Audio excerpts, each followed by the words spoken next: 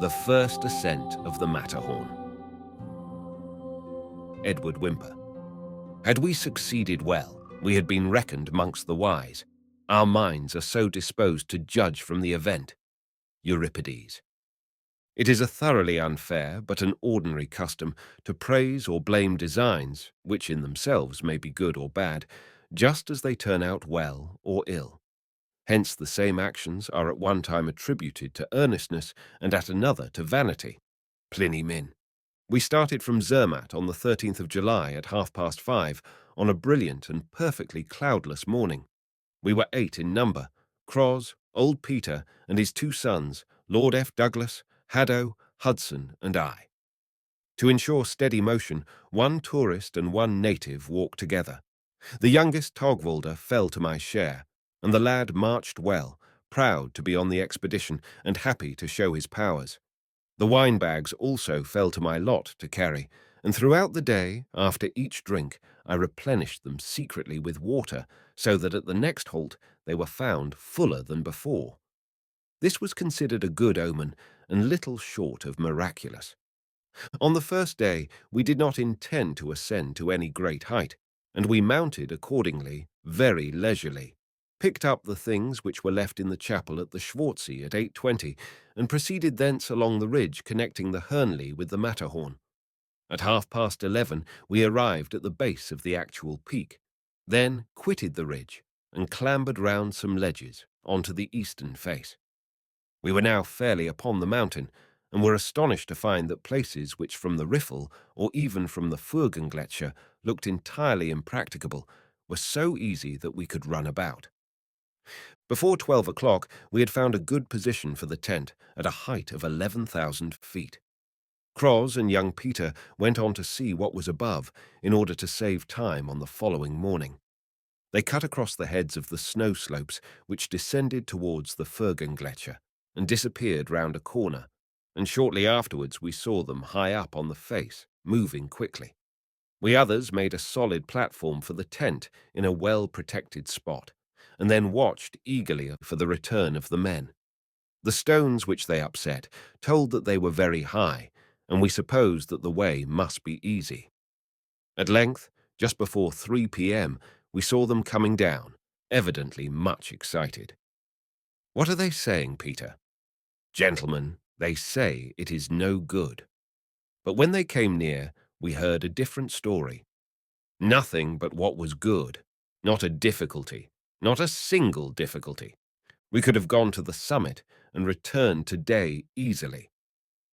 We passed the remaining hours of daylight, some basking in the sunshine, some sketching or collecting, and when the sun went down, giving as it departed a glorious promise for the morrow, we returned to the tent to arrange for the night.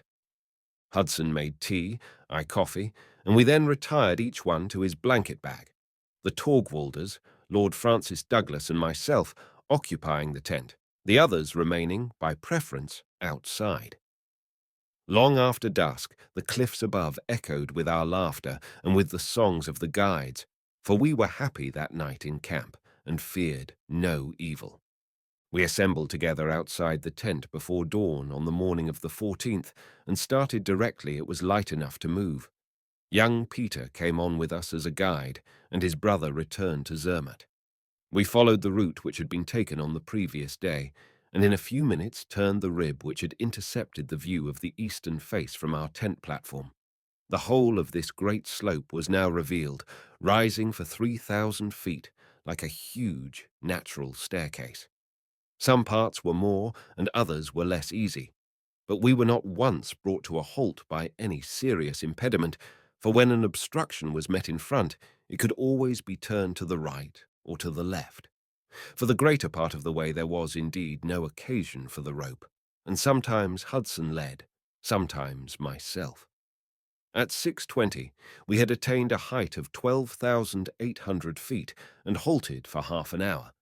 We then continued the ascent without a break until 9:55, when we stopped for 50 minutes at a height of 14,000 feet.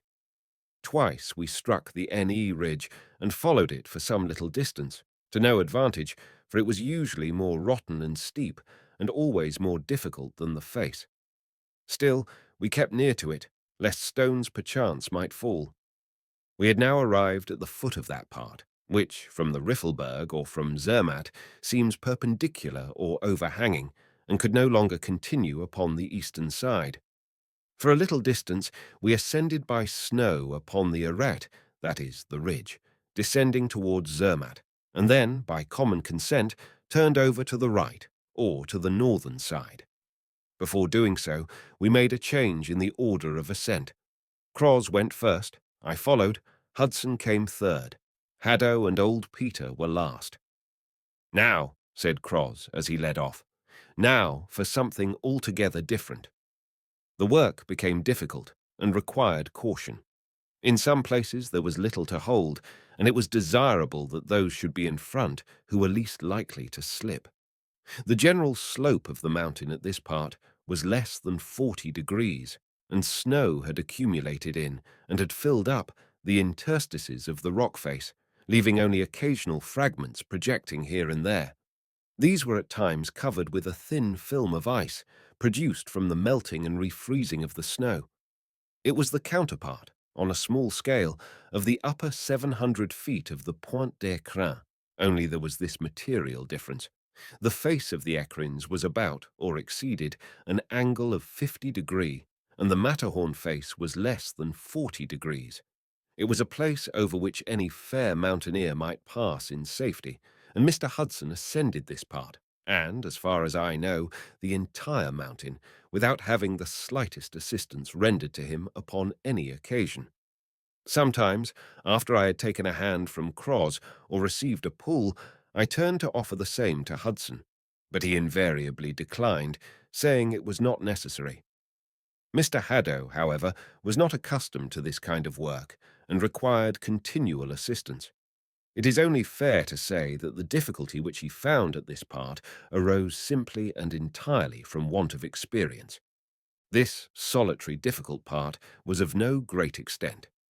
We bore away over it at first, nearly horizontally, for a distance of about 400 feet, then ascended directly towards the summit for about 60 feet, and then doubled back to the ridge which descends towards Zermatt. A long stride round a rather awkward corner brought us to snow once more. The last doubt vanished. The Matterhorn was ours. Nothing but 200 feet of easy snow remained to be surmounted. You must now carry your thoughts back to the 7 Italians who started from Braille on the 11th of July.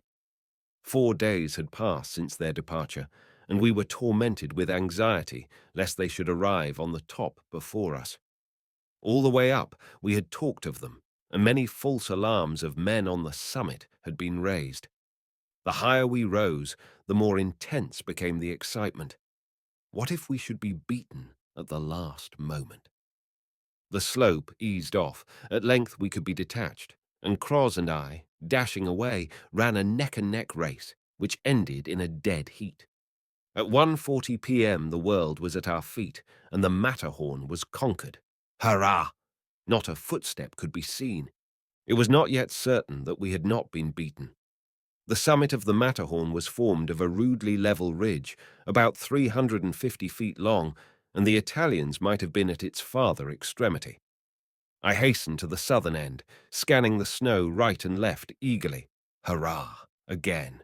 It was untrodden. Where were the men? I peered over the cliff, half doubting, half expectant. I saw them immediately, mere dots on the ridge, at an immense distance below. Up went my arms and my hat. Croz, Croz, come here! Where are they, monsieur? There, don't you see them down there? Ah, the coquins, they are low down. Croz, we must make those fellows hear us. We yelled until we were hoarse. The Italians seemed to regard us. We could not be certain. Croz, we must make them hear us. They shall hear us.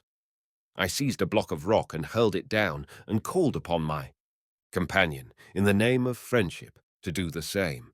We drove our sticks in and prized away the crags, and soon a torrent of stones poured down the cliffs. There was no mistake about it this time. The Italians turned and fled. Croz! Croz! Come here! Still, I would that the leader of that party could have stood with us at that moment, for our victorious shouts conveyed to him the disappointment of the ambition of a lifetime. He was the man, of all those who attempted the ascent of the Matterhorn, who most deserved to be the first upon its summit. He was the first to doubt its inaccessibility, and he was the only man who persisted in believing that its ascent would be accomplished. It was the aim of his life to make the ascent from the side of Italy, for the honour of his native valley. For a time he had the game in his hands. He played it as he thought best, but he made a false move, and he lost it. Times have changed with Carroll. His supremacy is questioned in the Val Tournanche. New men have arisen, and he is no longer recognized as the chasseur above all others, though so long as he remains the man that he is today, it will not be easy to find his superior. The others had arrived, so we went back to the northern end of the ridge. Croz now took the tent pole and planted it in the highest snow. "Yes," we said, "there is the flagstaff, but where is the flag?" "Here it is," he answered, pulling off his blouse and fixing it to the stick. It made a poor flag, and there was no wind to float it out, yet it was seen all around. They saw it at Zermatt, at the Riffel, in the Val Tournanche. At Breil, the watchers cried, "Victory is ours."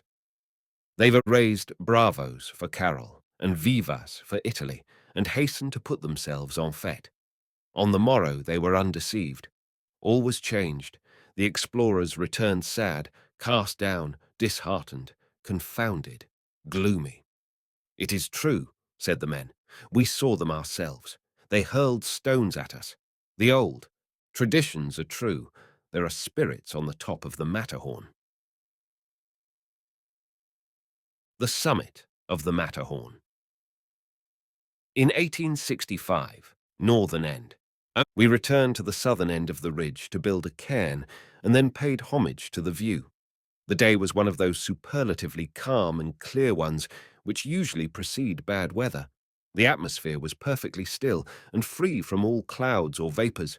Mountains 50, nay 100, miles off looked sharp and near. All their details, ridge and crag, snow and glacier, stood out with faultless definition. Pleasant thoughts of happy days in bygone years came up unbidden as we recognized the old, familiar forms. All were revealed. Not one of the principal peaks of the Alps was hidden. I see them clearly now, the great inner circles of giants, backed by the ranges, chains and massifs. First came the Dent Blanche, hoary and grand, the Gabelhorn and pointed Rothhorn, and then the peerless Weisshorn, the towering Mischabelhörner, flanked by the Allerleinhorn, Strahlhorn, and Rimfischhorn, then Monte Rosa, with its many spitzes, the Lyskam, and the Breithorn. Behind was the Bernese Oberland governed by the Finsteraarhorn, and then the Simplon and St. Gothard groups, the Disgrazia and the Ortela. Towards the south we looked down to Chivasso on the plain of Piedmont, and far beyond. The Viso, 100 miles away, seemed close upon us. The Maritime Alps, 130 miles distant, were free from haze. Then came my first love, the Pelvoux, the Ecrins and the Meger, the clusters of the Gryons, and lastly, in the west, gorgeous in the full sunlight, rose the monarch of all, Mont Blanc. 10,000 feet beneath us were the green fields of Zermatt, dotted with chalets, from which blue smoke rose lazily. 8,000 feet below, on the other side, were the pastures of Breil. There were black and gloomy forests, bright and cheerful meadows, bounding waterfalls and tranquil lakes, fertile lands and savage wastes, sunny plains and frigid plateau.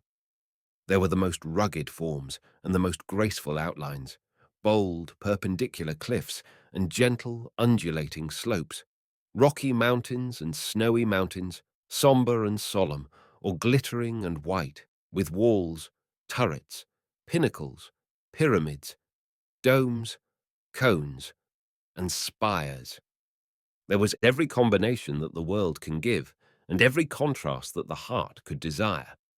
We remained on the summit for 1 hour, one crowded hour of glorious life.